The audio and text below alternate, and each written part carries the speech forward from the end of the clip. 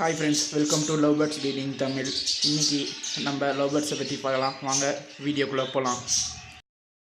நம்ம சேனலில் போடக்கூடிய வீடியோ பார்க்கணுன்னா இந்த சப்ஸ்கிரைப் பட்டனை சப்ஸ்கிரைப் பண்ணுங்கள்.